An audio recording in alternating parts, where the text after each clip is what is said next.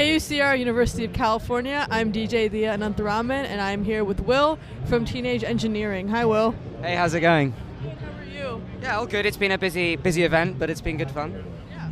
We're at NAMM 2024. I'm going to ask Will a few questions. So are you ready? Yeah, let's do it. Can you tell me a little bit about the creative philosophy behind Teenage Engineering? Yeah, absolutely. So we believe strongly in making super high quality products. Obviously, design is a big thing for us. But, making stuff that's easy to use, fun, portable, sounds great and feels great to use. That's the really important thing to us. Awesome. How about the inspirations for your product design?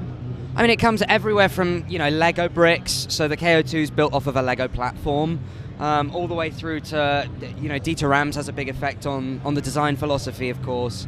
But it depends on the product range. So, the original OP1 was built on a similar Lego platform where you could attach Lego pieces to it and do fun stuff with it. The OPZ as well. We're heavily inspired by the idea of modularity and being just creative.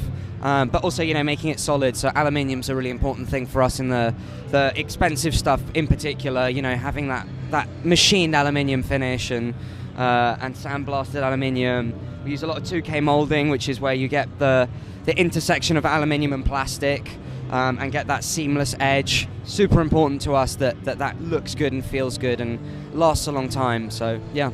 Can you tell me about your latest product release and what you are most proud of?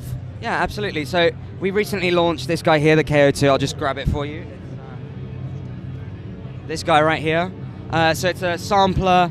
It says sampler composer on it, which pretty much sums it up. So you can record sounds onto it, use those sounds to make music on device. So it's inspired by the workflow of a lot of early hip-hop devices, stuff like the MPCs, Akai's throughout history, various SP devices, builds on the workflows of those, learns from them, what's done well, what's a bit difficult, improve on the difficult stuff, do better on the good stuff, and, make something really easy to use and beginner friendly.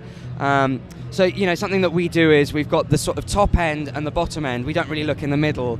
So this is our opportunity, and one of our latest things in that bottom end, obviously we've got the pocket operators that are these fun little calculator-like devices, but the KO2 is sort of the next step in that direction, so it's part of what we call the EP series. So, we learn a lot from the expensive stuff and we apply it in the cheap stuff. Awesome. What pocket operator would you recommend for someone who's new to Teenage Engineering? Yeah, so the PO33 is the obvious choice. It's our best seller. I personally am a big fan of the PO20, which is the arcade. That's got some great sounds. PO32 is amazing. That's like a drum machine. It's the Tonic. It's built off of this drum engine that's been used by, Avicii and all sorts of EDM folks. It's been around for 20 plus years, and the guy who made it ported that engine across to the to the Tonic to put that into a portable form factor. So that one sounds really fucking cool. Can I swear? I don't want to. It sounds really cool. And so that's what I would go for personally, the 32. But the 20 or the 33 are great places to start. Awesome. Now, if you were stranded on a desert island and only had to take one piece of Teenage Engineering gear with you, what would it be? What would it be? I've been using this guy for quite a while now. I wrote the documentation for it, and it's a super deep piece of gear. So this one probably, but other than that, maybe the OP1 Field. With that guy, I go into studios and I record all of their synths and store them on the OP1. So that's got the most sounds for me.